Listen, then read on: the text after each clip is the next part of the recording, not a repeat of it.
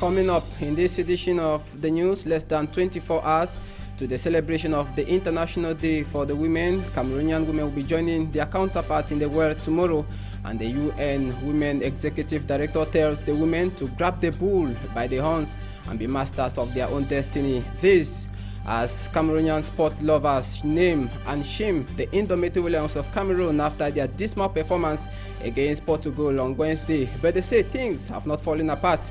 Also, in this edition of the news, Crimeans vote in a referendum to join Russians. I will be right back.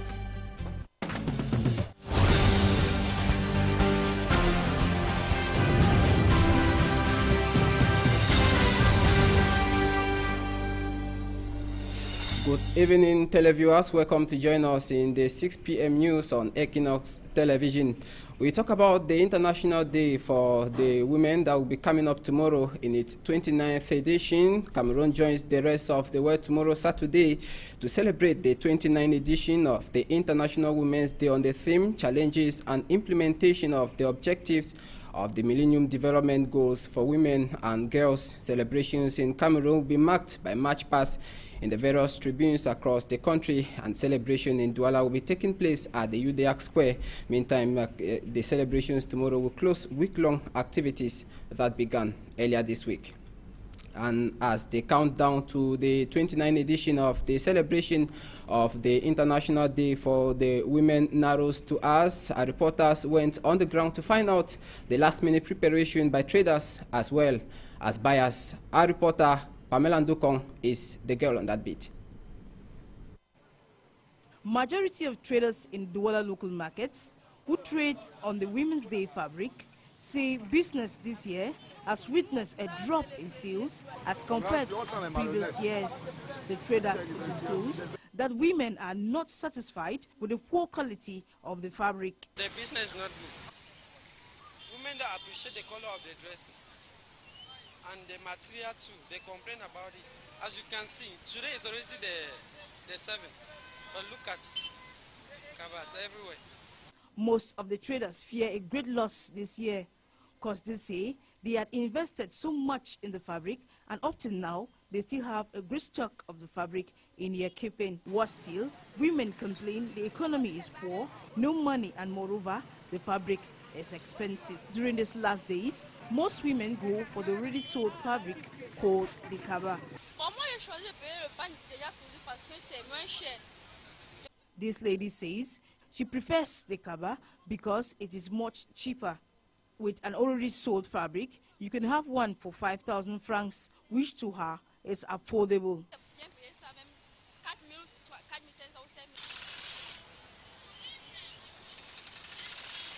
For seamstresses, the complaint is almost the same with that of the traders. We are told that very few women these days come to tailoring workshops to sew the 8th of March fabric. They prefer the market where they can find a good variety of already sold fabrics.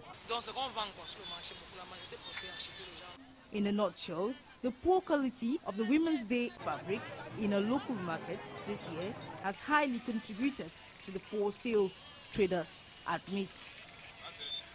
Pamela Ndukong ending that report, and the theme chosen by the United Nations Organization this year during the 29th edition of International Day for the Women is Equality for Women is Progress for All. The United Nations Women Executive Director Fumze Mlambo has urged all women to recommit themselves to working harder for gender equality, togetherness as women, men, youth, and leaders of nations, communities, religion, and commerce. Let's now have a message of the United Nations Women Executive Director. Today, on International Women's Day, I join all those who believe in the equality of all human beings. Today, we come together, guided by the certainty that equality for women is progress for all. By ending women's poverty, we will sustainably and significantly reduce poverty of all people of the world. By keeping girls in school longer and offering quality education, we will ensure that more women and girls have a chance to play their full role in society, the economy, and in decision-making. By advancing equitable laws and policies and reducing structural barriers to women's economic empowerment, we will reduce inequality in our world. We need women's equal representation in leadership positions, in peacemaking, in communities, in politics, in business, and in religious institutions. This will contribute to a more peaceful and secure world in which the elimination of discrimination and violence against women is an imperative. Today, we call for change and for women around the world to continue to inspire and demand change. We also make a call to men and boys, leaders in the private sector, religious leaders, and the young people of the world to join us in a world in which men and women are treated equally. By joining together in support of women and girls, you help to solve the greatest challenges of the 21st century. It requires all of us to take a stand, to cross the line and be on the right side of history, so that the 21st century is the century for equality between boys and girls and men and women. Because equality for women is progress for all. The United Nations Women Executive Director expatiating on the theme of the 29th edition of the Women's Day chosen by the United Nations. Now, a cassava factory has been created in Sangmalima where there is no cassava farm. Roland Akong tells us in the following report that it is an embarrassment to the Ministry for Agriculture and Rural Development. A minister of President Biya's government creates a cassava factory in Biya's village, Sangmalima, where there is no cassava farm. The factory goes operational in 2016, and the matter is an embarrassment to Cameroon's Minister of Agriculture. Early 2016, the milling unit of cassava of Sangmalima will be able to be in operation continuously. It is now that the government wants to clear a forest in Sangmalima for the creation of a cassava farm. Sangmalima is in the forest area, so we need to first clear the forest, and this will require a lot of resources. That's why we need also to sit and see who is able to do it for the farmers, so that they will have enough land that will be cultivated. And later look for cassava stems. That this year, we have first to establish some plantation where we'll be producing cuttings that will be disseminated next year in April 2015, because in April 2015 we'll be starting the planting of cassava that will be used in Sangmalima. Farmers in other parts of Cameroon are producing tons of cassava, but they have no cassava factory. They are using local methods to transform their cassava. These at a time when a cassava factory is wasting in a village where there is no cassava farm. Now we stay with you, Roland Akong, where you tell us that Cameroonian artists will no more rent sound systems again. The Ministry for Arts and Culture recently donated an ultra-modern sound system to help Cameroonian artists in their daily activities. Roland?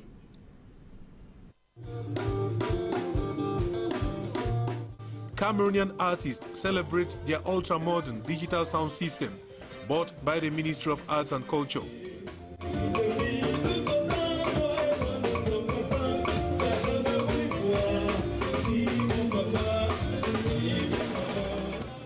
The state-of-the-art equipment was presented to the public during this concert at the National Museum last Saturday.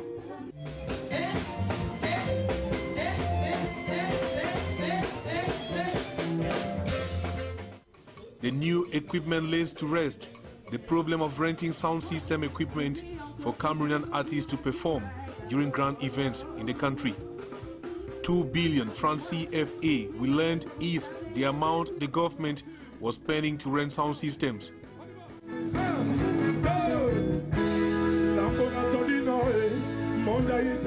It is the same amount we were told the government spent in buying the new equipment.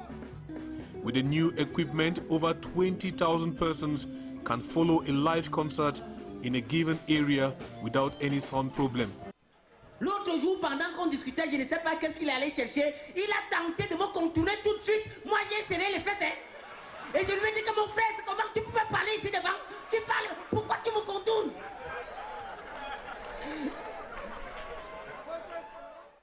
The gesture has been described as a move towards the modernization of the Fair of Arts and Culture in Cameroon.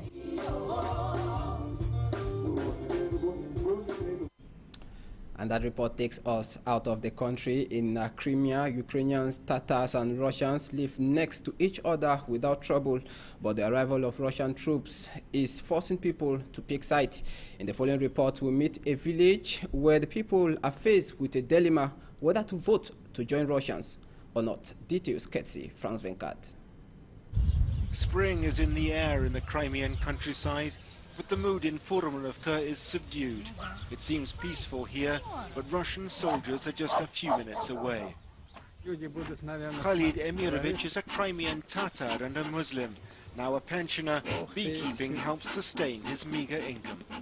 A little bit of honey has been left from the winter. You see what good a family it is? His life mirrors the story of his people, exiled to Central Asia by Stalin in 1944. It was 48 years before Khalid was able to return. He rejects Moscow's claim its soldiers are protecting ethnic Russians as absurd. It looks like Putin's advisors are not informing him properly about the situation here. I've been in Crimea over 20 years now, and I can tell you nobody has ever repressed the Russians. To underline the point, he introduces me to Valiera, the village welder and an ethnic Russian. He agrees that Russians had no problems in Ukrainian-controlled Crimea, but welcomes the Russian troops all the same. In my view, it was Russia's and then became part of Ukraine. So of course I think Crimea should be a part of Russia. Here as elsewhere in Crimea, the Russian takeover is forcing people to choose sides. But Khaled and his wife are clinging to the mutual support system that has always served them well. Russian neighbors invited them over for pancakes recently. Now it's Amine's turn. She's making chebureki, a sort of Tatar meat pie, to share with a Russian friend and his Ukrainian wife. Still good friends, but a sense of anxiety seems to pervade the village. A fear perhaps that the trust is being undermined. And we now take you to sport. We talk football after the dismal performance of the indomitable Lions of Cameroon in an international friendly on Wednesday against the Portuguese national selection, in which they lost 1-5. Cameroonian supporters name and shame the Lions, but say things have not fallen apart. Now they spoke to our reporter Jacques Ekwekinge today. The crushing defeat of the indomitable Lions last Wednesday by the Portuguese side is still a topic of discussion amongst many supporters of the team.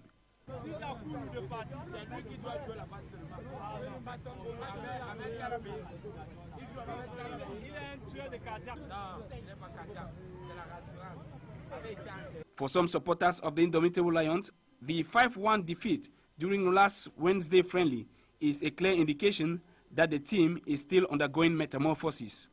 I can qualify it as an evaluation mark, but all the same, the Lions still have a lot of lapses they have to correct, and also to have confidence in the youths. The lack of confidence and a fighting spirit is a virtue some supporters think the Lions have to cultivate in order to do better. It is the lack of confidence that made us to lose the match. All the same, the first half was impeccable. I think even the Portuguese team saw that we could do something better. The Lions' play style, according to some fans, is still a great problem, as they think the players should add more speed and be more concrete in their actions. The match was interesting in the first half, but what disturbs me is the midfield that is very slow. That is what is killing the Lions. And even the defense, the boys should play with some vivacity, and I am sure they will do something better. The indomitable Lions recorded the worst result of teams involved in the World Cup 2014 in the recent friendlies. The campaign, billed for the 20th of May, and the 3 remaining friendly matches are therefore a litmus test for Volker Finke to come up with a complete and dynamic team to carry the flag of Cameroon during the 2014 World Cup in Brazil. And that does it for the first part of this news. Up next, we'll meet our guests.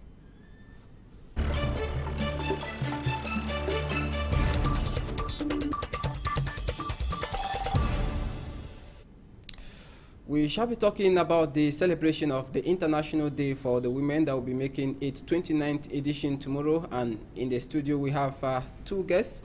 I will begin with the guest on my immediate right, Dr.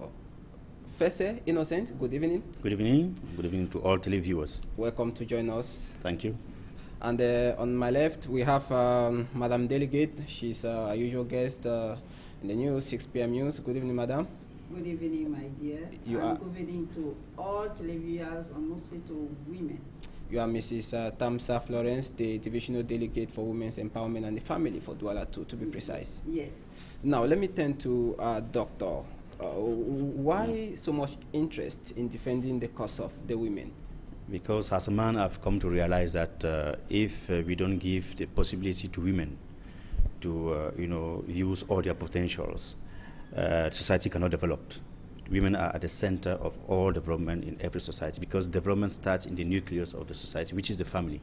And in the family, the woman is a queen. So if we don't give her the opportunity to express all her potentials, natural potentials, society cannot develop. And I owe my presence on earth to a woman, first of all. So no woman, no childbearing, no possibility for me to be on earth. That's why I am so interested in the, the welfare of women, because I am also a father. I have daughters, I have a wife.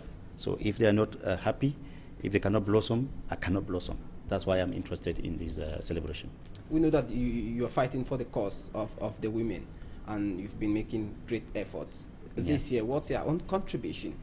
This year, first of all, I'm a lecturer, so every year I have the possibility of impacting change on hundreds of young ladies and sometimes young women who have the opportunity of being my student, or whom I have the opportunity of teaching. So first of all, in my career, I always try to get the boys to know. Let me tell you something. Now I'm surprised, in most branches at university, you have more women than men, or more girls than boys. It is surprising. So I keep telling them, look, it's a time we try to see what we can do to give women the chance to express their womanhood, because I believe that the win of early 90s, when we started actually celebrating all this with all pomp in Cameroon, we were strongly influenced by a win of saying that women are equal to men because they can do what men do. No, that was the wrong approach. Women are equal to us, not because they can do what we can do, because they are women and we are men, simply because what they have as potentials, we cannot make without it. They are equal to us from nature. So we just have to give them the chance to express their potentials and respect their difference. And this year, for example, I can tell you this weekend, I'm organizing a talk on the power of women and their true mission on earth. Because if you don't understand that women are powerful, and even we shall be coming back to you. Let me turn to Madam Delegate. Madam, we know that it is a cause that was initiated in the 20th century. Yeah. We saw it in the 1909, 1910, 1911, yes, when it came up, when the first edition of the Women's Day was celebrated. Now, do you think that the cause the women in those days fought are the same cause the women today are fighting? Yeah, globally I think it's the same thing. It varies according to degrees. But globally I think it's the same thing, because what are we fighting for? We are fighting for the simple human right. That is it. We are fighting to have our own place, to be recognized in the society as somebody who can produce, who can direct development. That is what we are fighting for. We are not fighting against men. We are fighting for poverty to cease. We are fighting to be empowered, to have our own finances, to try to manage the house well, to try to manage the society well, to lead the society to a better position. That's why we are fighting. We are fighting against violence. Are we really seeing it these days? I mean, in those days, the women used to fight for, when we say gender equality, they would stand out very strongly, very powerfully to fight against gender equality. Yeah. Today, it's like the women these days have turned it around. Women's Day celebration, if you don't have a fabric, you are not celebrating Women's Day. Yeah, I think it bounced back again. Well, I want to say this is, these women were fighting for the rights of women, and the rights of women are human rights. They are not other type of rights. But today, I'm afraid that when we talk about Women's Day, your camera always focuses on the fabric. That's what I'm afraid of, because we have launched the week, and that week is 1 week starting, and it will end up in 2015. That is the women, the theme of this year. We are going to evaluate it in 2015. So the 8th March is not ending on the 9th March. And we have done many activities, apart from sports activities, apart from income generating activities. We have done talks in all the subdivisions of Douala, right to Manoka. We have done things. So you've done things that women can recapitulate tomorrow, that they've really... Yeah. If the Women Empowerment Ministry was not there, I'm not that so sure that we would have gone as far as we have gone. Because now in the family, everybody, I'm not refusing the fact that naturally there must be changes. But I'm not sure that the changes that would have come in the families would have been that fast as it is now. Because in the family, everybody is fighting for his daughter to go to school, including the mother. If the husband does not answer, the mother will be there to insist or to take over. In a family, everybody is fighting to have a job. The man and the woman, and mostly the women. The women are much more conscious that they have to be a product of development, and they have to lead in development. So I see that I'm not accusing maybe we shall be thing. coming back to talk about it, because we know that when we talk about Women's Day, women at this think of the fabric first. If you don't have the fabric, your Women's Day will not be well celebrated. We shall be coming back to that. Let me turn to Dr. Senior Lecturer in the University of Douala. You're also a researcher. Is there no need for great programs that seek to understand and meet the needs of women and girls worldwide? I'm talking of programs that women and girls will experience the effects of war, they'll experience the effect of poverty, of discrimination. Are there no such programs that could inculcate, bring women together? Yes, there exist. What I believe is that those who have to, first of all, women have a great role to play, but we, the men, because if I say women, we make me confused. We, the men, we have also a greater one to play in helping the women express their potentials as women. I insist, as women.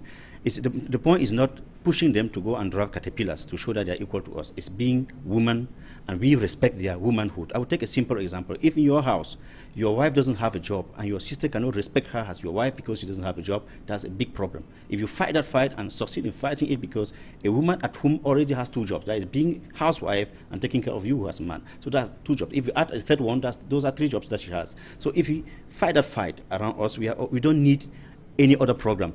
If we educate our girl children to, first of all, understand that they are human beings. They are not human beings because they are wives to somebody. They are not human beings because they have children. They are, first of all, human beings, and they have the role in society to play, which a man cannot play successfully. Then we are going to bring a serious change. And we, the men, we have a great role to play in doing that. Because I believe that men have exploited the fact that women have tended to forget their role and their power, especially their power to subjugate them. If the women could become aware of that silent power they were naturally endowed with, and they use it silently, they will educate children and will take the society further than where they are. Are you saying if women are educated on issues like conflict, they will help maybe to resolve conflict? Of course. If we cannot imagine peace without the contribution of women. Because imagine, till today, you can still remember some of the things that your mother told you. I remember somebody told me that when you go to a house, you want to know what people think of you. Look at the way children look at you. Look at the way children behave towards you. You know what people think of you in that house. And what do people think? It's usually expressed by women who are more at home than the man. So if women are educated in having peace in the way they speak, peace in the way they act, peace in the way they think, they will bring that peace, they will pass it through their children. And you know, in a country where we have more than 200 tribes, women are at the forefront of fighting against tribalism in our country. Yeah, because if they educate their children to respect the neighbor from the other tribe, they will respect, even in the profession, they will respect people from other tribes. So they are at the forefront, and we have to do that through education from whom and in education programs. Madam Delegate, you are the divisional delegate for Douala 2. What will you be celebrating tomorrow, in a real sense? Well, should I call it a celebration? I don't really know.